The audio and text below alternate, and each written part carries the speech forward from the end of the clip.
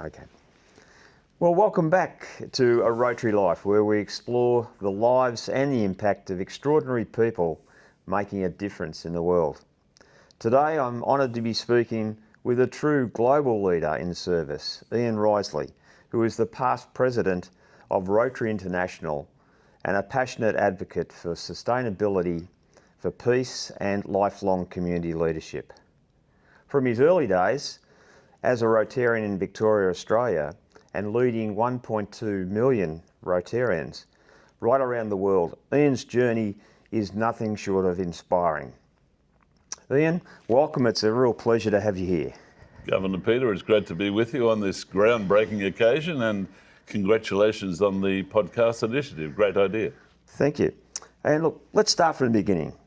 Can you take us back to your early years, where you grew up and what shaped your values as a young man? Well, when I was in the northern suburbs, the wilds of West Essendon, until the age of 10, and then we moved to the southeast. And I have to say that Bayside Melbourne is a great place to grow up, to raise a family. Juliet was also a resident of the Bayside, so we enjoy that part of the world very much. Subsequently moved out, but that's another story. Values. I guess hard work, put frankly. It may not look like it now, but I was athletic once, and the concept of having not a hell of a lot of natural talent meant that hard work was essential if you wanted to achieve something. But as well as that, we're from what used to be called a working class family. So my father had two jobs to make ends meet, one of which involved gardening and growing things. So on the weekend I would work with him and help him, and that gave me experience in growing things, which I love to do. I guess that's the background.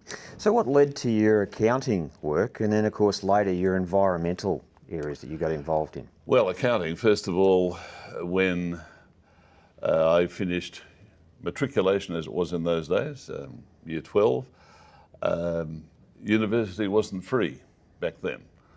So you either had to pay or get a scholarship. Well, my father had recently died, so paying was out of the question. And frankly, I wasn't anywhere near smart enough to get a scholarship. Didn't particularly want to go teaching because you got a bursary if you went teaching, but I didn't do that. So my Aunt Beryl, who died at the age of 101, she worked for an accounting firm, and she spoke well of that as a career. So I got a job, studied the chartered accounting part-time, subsequently did master's and postgraduate degrees part-time when in my 30s. So that's in terms of, I don't regret at all doing accounting. I think it's a good skill to have. So before Rotary, what did you feel about service, and what did it actually mean to you personally? Well, early on, I guess community service was literally in our local community. I coached our son's basketball team at both school and outside, which was good fun. Was on the council of both my old high school, Hampton High School, known to Jill Hill and to Jill Woolacott as Aunt and I, because Jill went there too. And then also another school where my kids went to school, and also was on the committee and chair of the second Beaumaris Sea Scouts, which was, again, a great method of being involved in the community. But I joined Rotary at 31, so my community service activities moved fairly quickly to Rotary at that time. Well, that's actually a good segue. So when you actually got involved in Rotary, let's have a bit of a chat about that journey. So how did you actually first become involved in Rotary? Well, I just started my accounting practice and was fortunate to pick up a significant client, the general manager of which was a Rotarian. And so he invited me to come to speak at their lunchtime meeting at the Rotary Club of Cheltenham on that fascinating subject of current developments in income tax. and the audience seemed to enjoy it. They laughed at the right times. They asked interesting questions. They were very polite, and I thought, well, isn't that good? So when there was a proposed club at Sandringham nearby, my client put my name forward to the district governor. And so I had a call one day from Bill Fowler, lovely chap, who introduced himself on the phone as, and I think this is a quote, the district governor's special representative on the proposed chartering of a Rotary Club in Sandringham. So I thought, with a title like that, this guy's got to be important. And so he invited me to the first interest meeting, which was at the Sandringham Council chambers, but I didn't go. I made the excuse of busy at work, blah, blah, blah. But in fact, I was probably shy. Fortunately, Bill rang me back to invite me to the second meeting. So I went along, and it was really interesting. The entire who's who of the Sandringham business community was there, plus me. And they were fun people. They were very welcoming to everyone concerned. And so I joined. And that was, the start of it all. So, Rotary is obviously taking you across many continents and in your role. What are some of the most powerful memories or people that you've encountered along the way in your journey? Oh, gosh, lots of people. You're right in that there's a lot of opportunity when you're president of Rotary International to meet people. Aung San Suu Kyi, the Nobel Peace Laureate. Rotary does projects in Myanmar, and I detoured there once at the request of the Rotary Foundation to have a look at what they were funding. And she was a fascinating person, absolutely riveting. I really enjoyed that. On the subject of Nobel laureates, Muhammad Yunus was kind enough to speak at one of the peace symposium that I had. Oh gosh. What about Royce Abbey, those type of people? And did you have a chance to meet them? And what were your impressions when you first met them? Well, again, when you're relatively young and you're introduced to someone like Royce Abbey, who was just the doyen of Rotary at the time in Australia, and a charming person as well. A really loud voice. He captured the entire room, whether you liked it or not. But again, a wonderful individual. Clem Renouf, in a different way, a past president of Rotary International. Oh, and then people like Cliff Docterman. Now, Cliff was the person who showed me, and everyone else, I think, the fact that you can introduce humour effectively into a conversation, into a speech. Cliff had a number of speeches that he recorded, and he was a comedic genius. He could say something in a relatively, not a monotone, but a flat delivery. But if you listen to it, it was hysterically funny. And so you have people like that, just lots of them. Yes. And in 2017, as you'd remember, you took one of Rotary's most significant roles, and that is international president. And I was just wondering, it must have been an incredible journey for you. What were your top priorities in those days? When you first started off, there must have been some real priorities you wanted to get in as president. So can you tell us a little bit about that? Yeah, of course, when you're nominated to the position of president, which was an amazing day in itself, as well as that, everything then is on steroids. It just, the time evaporates. It happens so quickly. And you really only have, at that stage, about 9 months until you're the president-elect. And so you're really planning, and they're asking you for information really, really quickly. So I had two priorities. I guess there were priorities inside the board, and there were priorities in the Rotary world, if you like. Sure. And on the board, I wanted to try a few new things.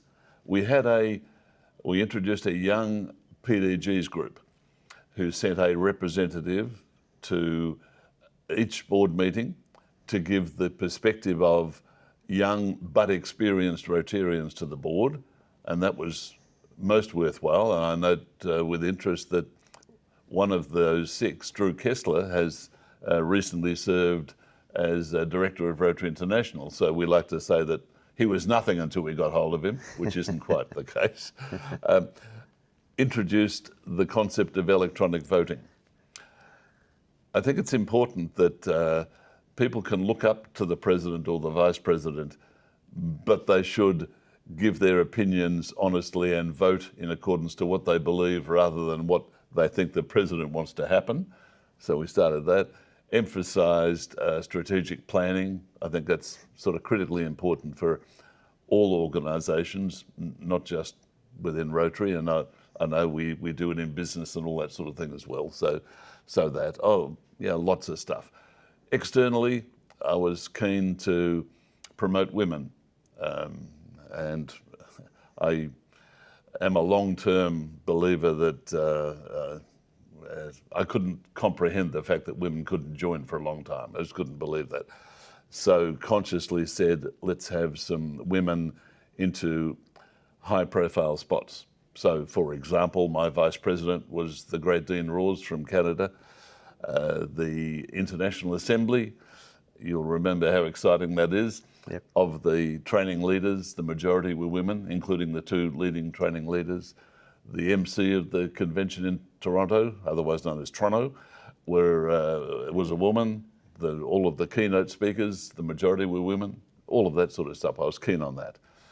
And also, you mentioned the environment. I'm a long-term environmentalist, and I thought that was a good chance to gently introduce or reintroduce the environment to the programs of Rotary. Yep. So I guess that's an example. Indeed, and your theme, of course, was Rotary, making a difference. What did that phrase mean to you personally? Well, what do Rotarians do? You and I have been asked this by members of the public countless times. The answer is not, as was it Mark Twain said, Rotarians go to lunch. No, it's not. We do a heck of a lot. We do make a difference to society, both individually and collectively, significantly every single day. We make a difference to the kids who won't contract polio. We make a difference to the kids whose lives are renovated by Interplast. We make a difference to communities where they will not, where they have sanitation and clean water where they didn't previously. Yeah. We make a difference to ourselves, and we often overlook this. I don't know about you, but as I said before, I was a shy 31-year-old when I got into Rotary. The difference it makes, it's almost a personal development role within Rotary. So we make a difference to individuals, to communities, and to ourselves. Rotary making a difference. We shortened that to MAD at one stage, but some of the governors didn't like being referred to as mad governors. Can't understand why not. That's so true. And also you mentioned about environmental sustainability. Yep. How do you feel we're going in that space at this point in time? Oh, it's, well, Paulo Costa of Brazil, past president, in 1991, introduced Preserve Planet Earth.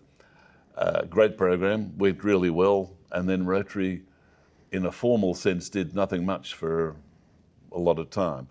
As I mentioned, I'm keen on the environment, always have been, and I thought this was a chance to almost reintroduce it to Rotary. So I could have tried something more ambitious, but given that I was keen for Rotarians to embrace the concept, I thought, let's do something simple like plant 1 tree per Rotarian, which was very well received. I was delighted.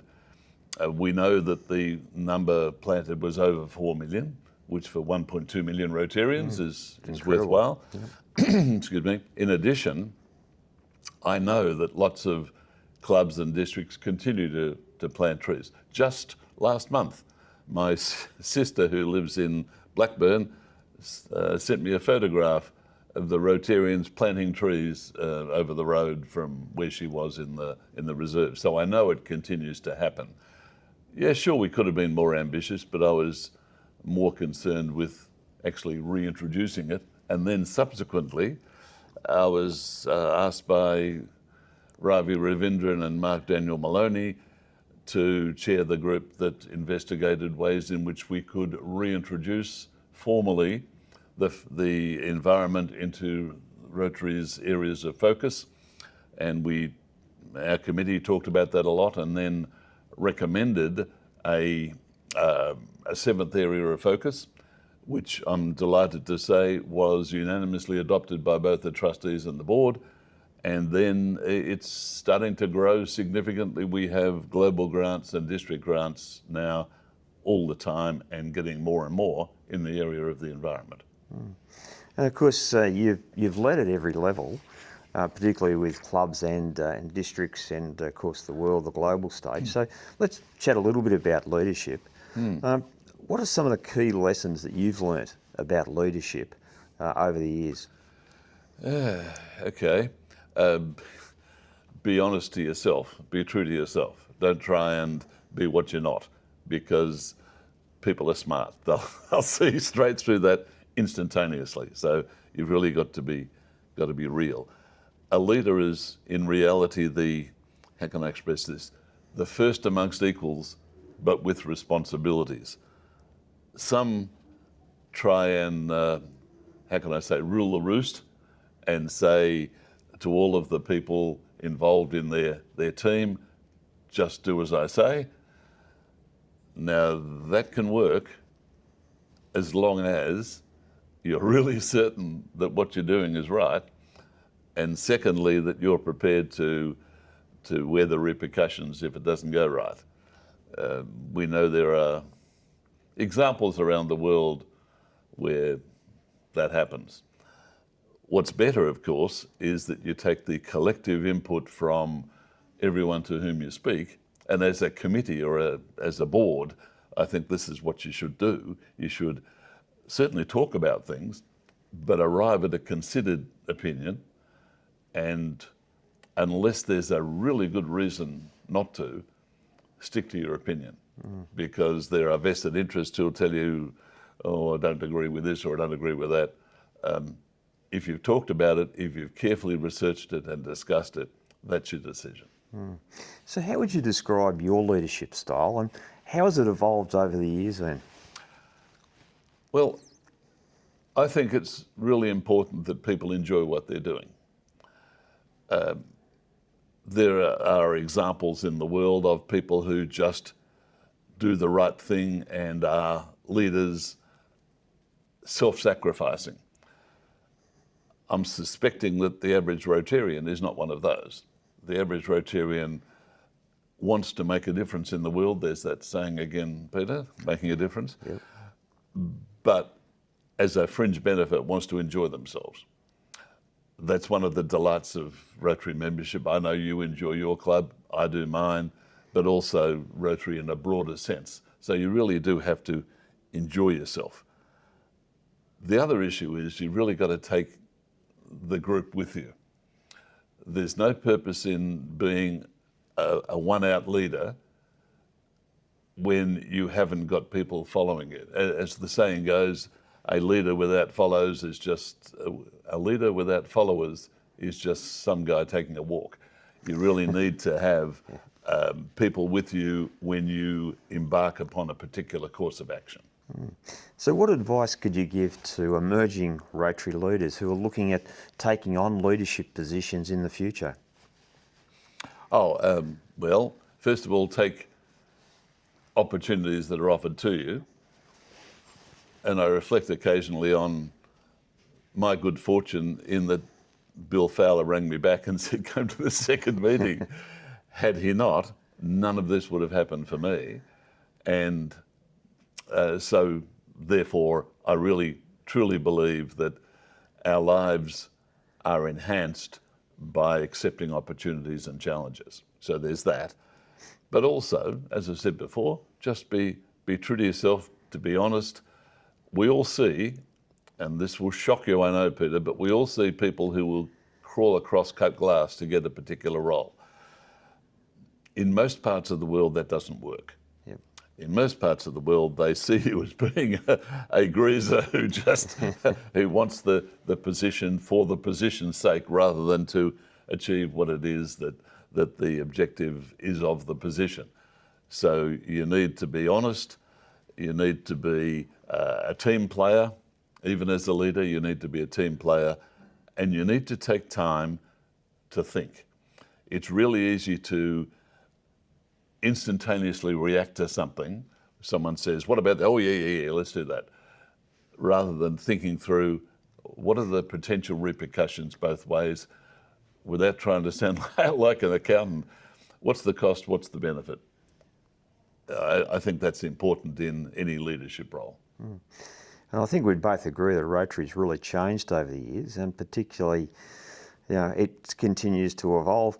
What do you think Rotary's biggest opportunities will be for us in the next 10 years? Several. Membership is one of our big challenges. So what we need to do is ensure that everyone who would make a good Rotarian is given the opportunity to join a Rotary club. And now, Peter, of course, we've got much more flexibility in how clubs operate. So you don't have to say every Thursday evening, I've got to go to Rotary or whatever. You can be in a club that meets remotely. It can be a specialised interest club, etc. So membership in that regard is both a challenge and an opportunity. I think that's critical. In terms of project activity, I think that the future of Rotary will involve more relationships with those folks who have the resources but not the time to do things. And the Gates Foundation is a prime example of that. And I note with interest that Bill announced recently that he will distribute all of the assets of the foundation by 2040 or whatever it is. That's a lot of money. So there are other organisations like that, other philanthropic groups where they have the resources but just not the time or the inclination to suss them out. So I think that's another opportunity for us to work with people and governments, but people in particular with resources. I think that's into the future as well. Yep. And how do you feel we as an organisation can stay relevant towards the younger generations who may be looking at us as an opportunity to become part of Rotary International and of course, their own clubs? Let me start by saying that I think the younger generation gets a bad rap. I sincerely believe that they are as dedicated to the causes that are of interest to them as certainly I was when I was their age. But what they won't do is waste their time. They are time poor. When you and I were, well, certainly when I was growing up, we had school or education, we had sport, we had family. Now there's a humongous number of things that people have to do, particularly if they have families and there's lots of demands on their time. How many parents are spending every weekend driving kids to wherever it is? So what younger people require of us is a designated philosophy, which we have, and opportunities to make a difference. There's that saying again, but we have to do it in a constructive way. And I think we have to also look at programs that are of interest to people who are younger than you and me. And of course, this will not surprise you to hear that I think the environment is one of those. And again, that's one of the reasons why I'm so pleased that we are actively looking at or embracing programs in the environment. And if I was a person in, well, Ravi Ravindran joined Rotary at 21 or something like that, 22. There's so many high achievers within Rotary that joined relatively young. But having said that, Rotary, I think, is for people of all generations. But if we actively seek to replace oldies like me with younger people, then we need to ensure that we are relevant to younger people. And that is being efficient and having programs that are of interest to them and following through. Yeah, agreed. So let's end with just a few more personal reflections, away from the podium, of course. What's something that people might be surprised to learn about you, Ian? Oh, okay. Looking at it now, Yep. Peter, it may shock you to know that I used to run a lot. Right. This sylph-like body was not always this shape.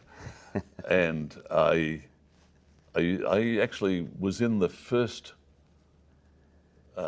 short course triathlon, I think, in Australia, which was at St Kilda, and then ran a few marathons. In fact, when people say how many marathons did you run, the answer is more relevant about how many did you finish.